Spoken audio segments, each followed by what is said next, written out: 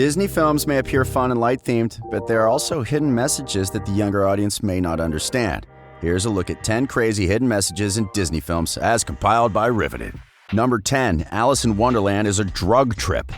The history of Walt Disney's association with Lewis Carroll's Alice books, Alice's Adventures in Wonderland and Through the Looking Glass, stretches all the way back to his childhood. Like many children of the time, he was familiar with the Alice books and had read them as a schoolboy.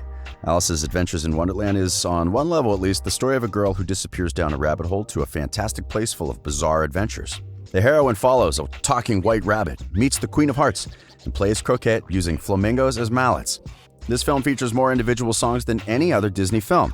14 original songs are included in the 75-minute runtime. However, since the 1960s, there has been a trend for readers to identify an underlying drug theme in the story. The Cheshire Cat disappears, leaving only the enigmatic grin behind. Alice drinks potions and eats pieces of mushroom to change her physical state. The caterpillar smokes an elaborate water pipe. The film is certainly a drug trip in disguise. Sergeant Gerson, number 9. Big Hero 6 is an action-packed comedy adventure about the special bond that develops between Baymax, an adorable plus-sized inflatable robot, and prodigy hero Hamada.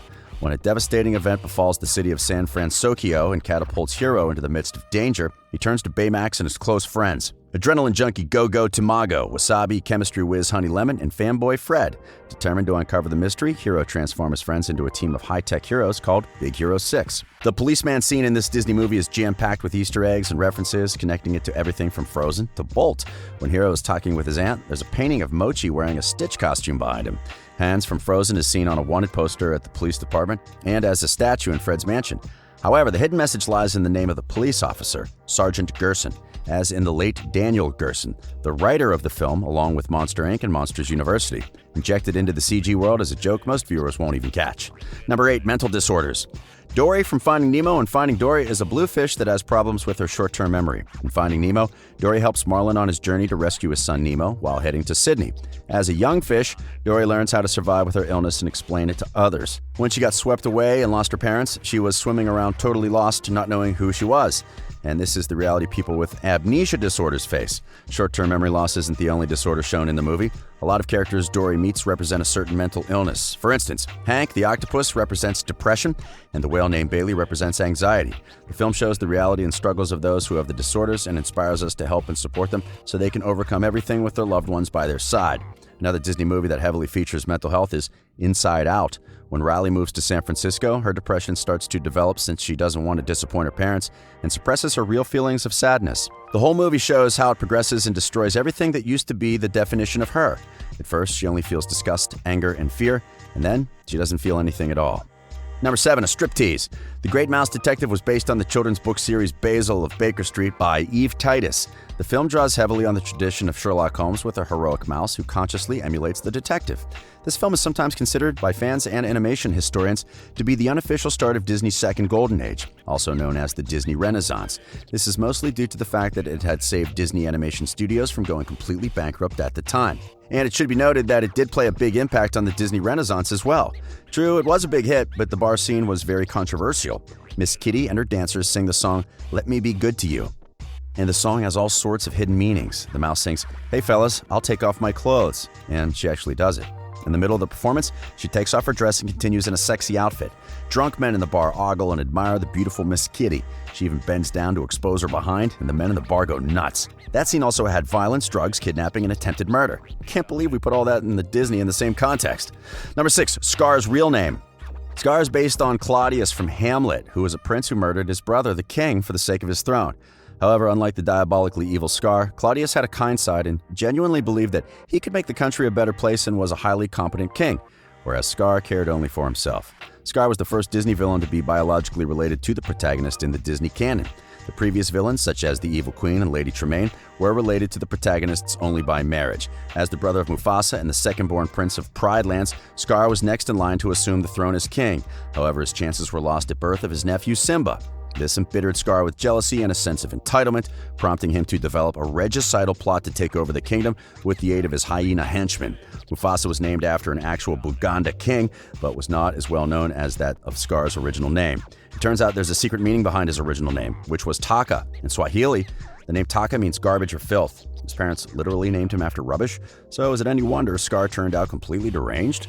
Number 5, 1-800-SPANK-ME. Disney had a very big oops on its hands when the Santa Claus included a reference to an actual sex hotline, and some kids went ahead and dialed it. This was in the film where Tim Allen was given a phone number with which he could reach his ex-wife during his Christmas visit with their son. And he joked, 1-800-SPANK-ME? I know that number. Disney may not have known that the number was actually an operative sex hotline, which charged callers by the minute, and several children reportedly dialed the number and racked up some huge phone bills. The dialogue was later cut from DVD releases for the movie and changed to 1-800-POUND in television airing of the same, but it still appeared in the original VHS tapes. Disney said it would actually do more harm than good and draw more attention to the matter if they removed it. Well, that is pretty awkward considering they had enough time to question the validity or authenticity of the number, but still, without question, went ahead and published it. Number 4, Parental Abuse. Tangled was the first film based on a fairy tale to not be named after the original title. The film tells the story of the long-lost princess Rapunzel, who yearns to leave the confines of her secluded tower for an adventure. Against her stepmother's wishes, she accepts the aid of a handsome intruder, Flynn Rider, to take her out into the world, which she has never seen. Before the film's release, its title was changed from Rapunzel to Tangled, reportedly to market the film as gender-neutral. In Tangled, whatever Mother Gothel says to Rapunzel, she is mostly trying to destroy her self-esteem by mocking her physical appearance, questioning the possibility that anyone could like her, laughing at her dreams, and making Rapunzel feel guilty for them. Moreover, she constantly tells her that she's naive and couldn't possibly stand up for herself, trying to make her emotionally dependent. It's a great illustration of overprotective and toxic parenting. Mother Gothel only expresses her love toward Rapunzel's hair and not directly to her, which shows that she doesn't really love her. But not only does she not love Rapunzel, she constantly manipulates her, which is a clear illustration of an emotionally abusive parent. Number 3, Yen Sid.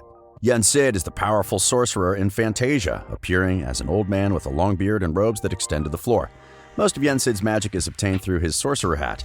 With the hat, he is known to conjure up mystic clouds, taking the shape of bats and such, and bringing to life inanimate objects, like broomsticks and even broomstick shards. He was portrayed as a powerful and mysterious character, but as the movie progresses, viewers realize that he was compassionate and caring. Plus, he had a remarkable sense of humor. Many people probably figured it out, but the majority were shocked to learn the mystery behind his name. Try spelling Yen Sid backwards. D-I-S-N-E-Y. Disney. There you have it. The name, the sorcerer's name spelled backwards, is Disney. Due to this, he was probably meant to represent Walt Disney himself. The Disney animators used Disney's dirty look for the sorcerer by lifting his eyebrow, which was the look that Walt gave his animators when he disapproved of their work. Number 2, Take Off Your Clothes. Aladdin came out in 1992 and was a major success for Disney. It made lots of money in theaters and even more money when it came out on video. In the scene where Aladdin, in the guise of Prince Ali, flies up to Jasmine's balcony on his magic carpet to talk with her, he is greeted by Jasmine's pet tiger, who growls at him for the intrusion. Aladdin tries to shoo the tiger away with his turban as Jasmine looks out to see what is going on. This is supposedly when Aladdin, under his breath, whispers, "Good teenagers, take off your clothes." When Disney heard about it, they made a statement saying the line is, actually, "Come on, good kitty, take off and go." And they have always maintained their position since. But after listening to it again and again, it really does sound like "take off your clothes." Some people claim it's even in a different voice. You can be the judge for yourself. Come on, good teenagers. Take off, come on. And number 1, Mushu. Mushu from the animated version of Mulan was based on a traditional Eastern dragon, which is radically different from Western dragons. Unlike their Western counterparts, Eastern dragons could also control many elements and do not require wings to fly, and were portrayed as benevolent creatures, oftentimes respected as gods. Mushu used to be a guardian spirit of the Fa family, but he had been demoted to the humiliating position of an incense burner and gong ringer for the deceased Fa ancestors ever since he failed to protect a family member, a soldier named Fa Dang, resulting in the soldier's demise by decapitation. Mushu's reputation would suffer dearly from this, with the eldest of the ancestors refusing to even acknowledge Mushu as a real dragon, evoking a bitter and eager-to-please side to his personality. Yes, Mushu was nowhere to be seen in the live remake of Mulan, but he can never be forgotten. His level of perversion was shocking to many viewers. When he first meets Mulan, he tells her that he can see through her armor, and Mushu's eyes were fixed on her breasts. Of course, Mulan realized what was going on and slapped some sense into his head. And there's also the scene where Mushu bit a man's butt in an attempt to distract him from Mulan. So, what else did you notice in a Disney film that you totally didn't expect to see? Let us know in the comment section below. This has been Riveted.